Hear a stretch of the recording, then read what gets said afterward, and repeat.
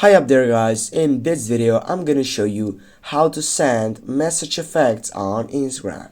Firstly, launch the application and then just scroll on your right side by selecting a chat section that you wanna just send a message with an effect.